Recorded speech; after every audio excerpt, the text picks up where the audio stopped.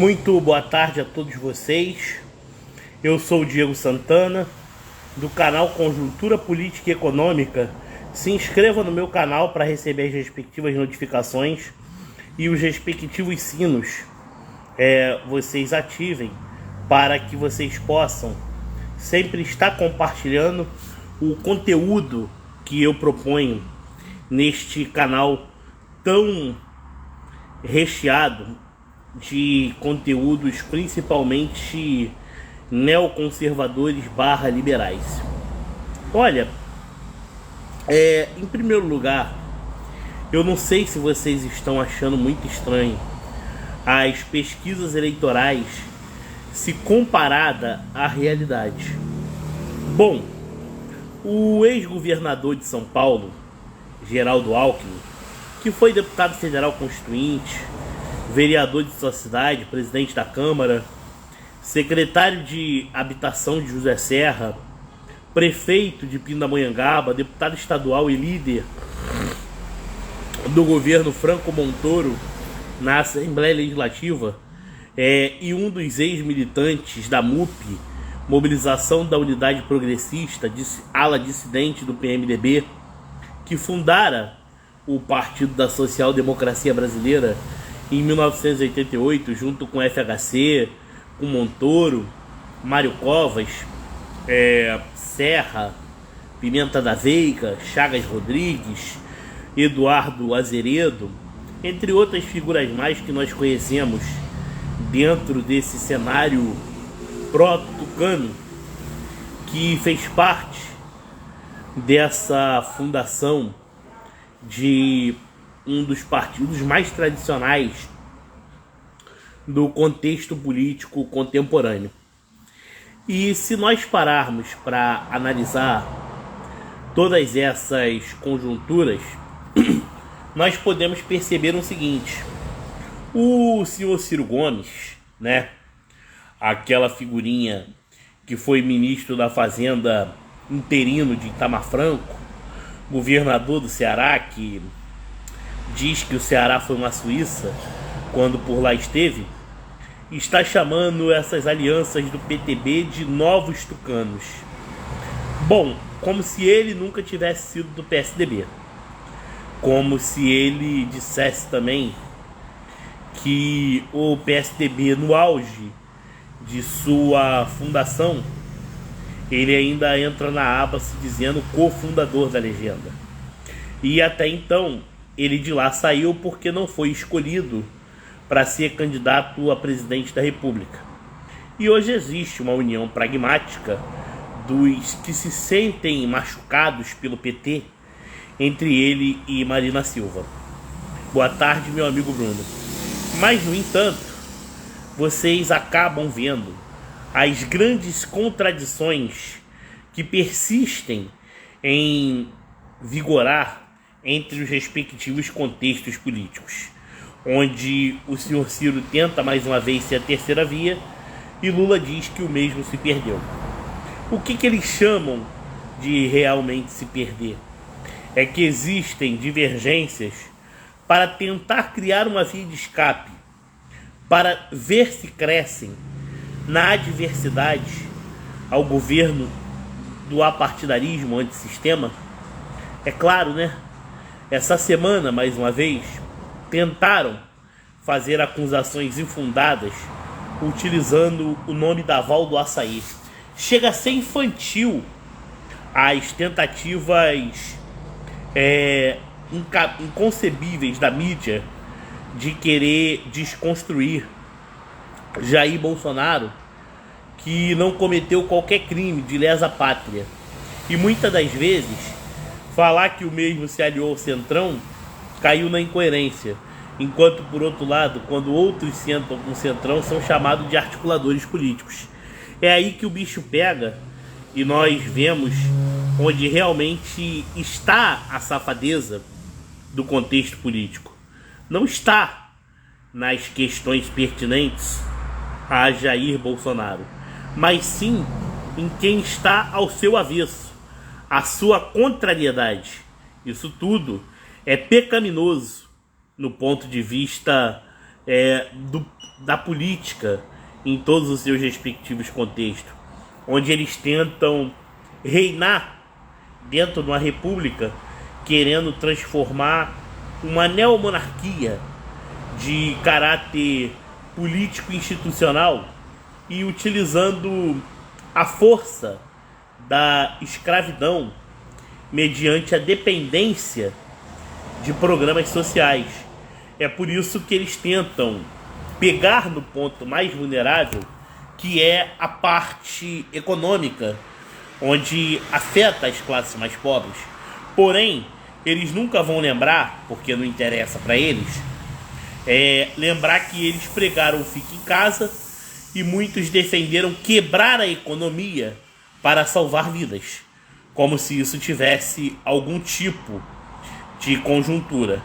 E antes das eleições, o atual presidente da República muito foi cobrado, onde ele alegava não ser especialista em economia e que o trabalho técnico pertencia ao atual ministro Paulo Guedes. Mas eu pergunto a vocês, se o Brasil sofre as consequências de má gestão econômica, não foi desse atual governo, não foi mesmo.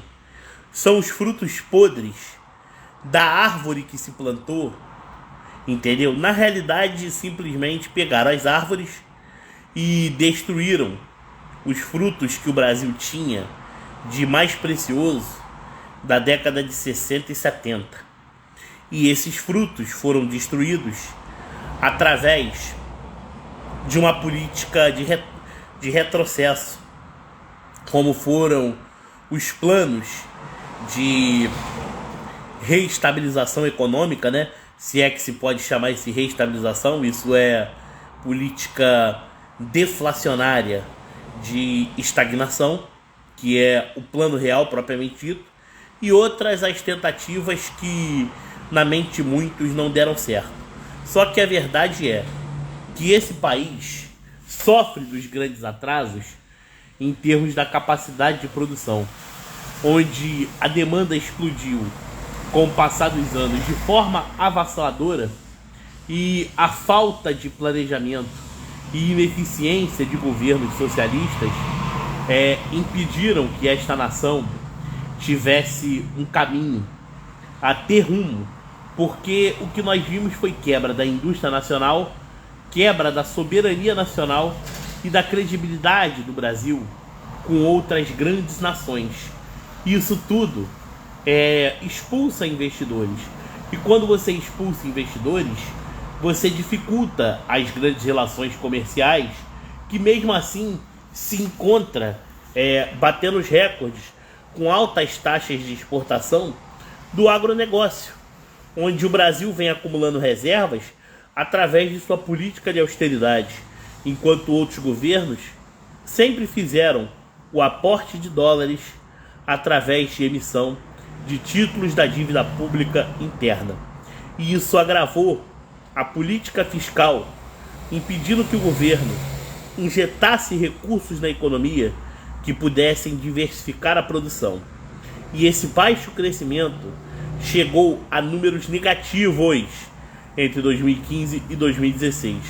Dilma Rousseff deixou o PIB nacional em quase menos 2%, pois o desemprego em massa foi descoberto, onde muitos tentam ludibriar colocando culpa em Sérgio Moro, que é uma figura que realmente traiu a pátria nos períodos recentes, mas fala que ele teve suspeição política. Pode-se dizer que ele teve suspeição favoráveis ao PSDB, que contribuíram para a destruição dessa nação. Não é à toa que a figura que a curto prazo levantou o PSDB, quase vencendo as eleições, hoje é um dos mais rejeitados em todo o país. Então o povo brasileiro nunca comprou a ideia adversa do que se refere ao que se tentam de chamar de direita. O povo apenas estava carente de opções conservadoras e era induzido ao erro de votar no tucanato. Tanto que muitos falavam, e é verdade, Michel Temer foi o presidente, um dos mais impopulares da história do Brasil. Mas quem votou em Michel Temer não fui eu, não foi você, conservador, eleitor do presidente Jair Bolsonaro. Foram eleitores da própria Dilma Wanda Rousseff. Eles se esquecem disso, porque afinal, quando eles estão encabeçando o governo, eles abrem portas para a fundação de inúmeras outras nomenclaturas em formas de agremiações partidárias com o intuito de enfraquecer o adversário. E assim se constroem grandes alianças que amarram o poder e contribuem para o loteamento, que causa inchaço da máquina pública e a despesa cresce. Porque são muitos os grandes compromissos que fizeram dentro de autarquias e repartições, onde o crescimento da despesa pública fixa cresceu 308%. E isso tudo contribui para que o Estado encolha em termos que envolve o crescimento econômico e, acima de tudo, o desenvolvimento para plantar semente do futuro. Hoje, você vê uma política fiscal mais comprometida. E essa política fiscal comprometida visa bater recordes, que é metas de inflação, acima de tudo, metas de superávit, que é fundamental, para que dessa forma se acredite que o país é atrativo para investimentos, uma vez que impostos excessivos não serão cobrados. E em face disso, você colhe os frutos da semente do futuro, que é o nosso desenvolvimento, que é o nosso crescimento e, acima de tudo, uma política sustentável que visa atribuir justiça social com um crescimento justo, com planejamento, com infraestrutura e também com municipalismo, pois a sociedade civil mora nos municípios. E, acima de tudo, a ordem urbana, a infraestrutura é parceria do governo federal com uma federação que visa o desenvolvimento deste país, o que é fundamental para inúmeras outras gerações, pois a sociedade brasileira já sofreu pelos desmandos dos grandes governos civis que contribuíram para a nossa destruição através de um viés meramente fisiológico que cativou a corrupção e levou o subdesenvolvimento cada vez maior. Com o IDH lá embaixo, vocês podem reparar que em 30 anos o IDH brasileiro não chegou a 1%, correto? Mais de 52% dos domicílios brasileiros estão desprovidos de saneamento básico. O PAC não trouxe nenhum avanço, pois grandes maquiagens foram feitas com o intuito de gastar bilhões em campanhas de Dilma Rousseff, refinarias sucateadas compradas a preço de ouro, e isso tudo contribuíram para o agravante dos grandes rombos que levaram esse país aos desmandos e à perda do rumo. Pense se o povo brasileiro irá mesmo cometer essa gafe de transformar a destruição em salvação da pátria. A mídia, ela tenta te induzir o erro, mas a verdade nós sabemos qual é. A verdade é o crescimento ininterrupto da antipolítica contra o nefasto velho partidarismo. Um grande abraço e um bom fim de semana a todos.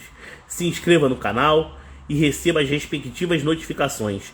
Obrigado pelo carinho. Uma tarde maravilhosa a todos vocês. Estamos juntos.